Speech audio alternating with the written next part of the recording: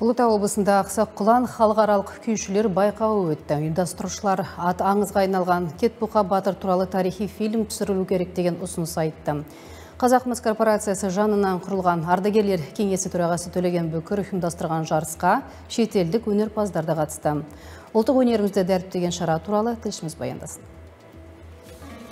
Кетбұға би атындағы байқау осымен екінші рет өткізілді. Шараны облыстық мәдениет, тілдерді дамыту және архив ісі басқармасы мен Қазақтың Кетбұғасы қоғамдық бірлестігі Қазақмыс корпорациясы жанынан құрылған ардагерлер кеңесімен бірлесе ұйымдастырған. Ұлытаудағы бұл күйшілер сайысына Алматы, Ақтөбе, Қызылорда облыстарынан, Астана қаласы мен Қытай Халық Республикасынан 19 күйші қатысты. 2 күнге созылған доданың 500 мың теңгелік бас жүлдесі астаналық Бекзада Достияроваға бұйырды. Осы конкурсқа сақадай сай болып дайын келдік. Қарап отырсам, қарсыластарым да өте мықты дайындықпен келіпті. Енді бапша бама дейді, енді бізге бұйырған екен маған бас жүлде. Өте қатты қуаныштымын. Бабамыздың, Кетбұқа би бабамыздың көптеген күйлерін орындадық, естілмей жүрген.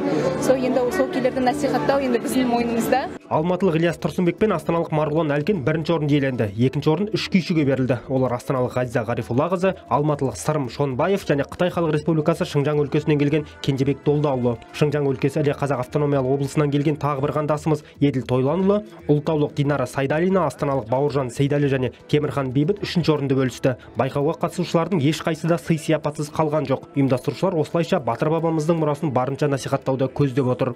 Бабаның күйлерін, батырлығын, басқа да ақындығын дәріптеу халық арасында. Енді Кетбұқа баба туралы пьеса бірнеше жыл қойылып келе жатыр. Ақын жазушы Кенжебай Ахметтің Алтын бұғаулы арыстан деген жаңадан жазылған пьесасын осы Қазақстанның театрларында қойса екен деймін.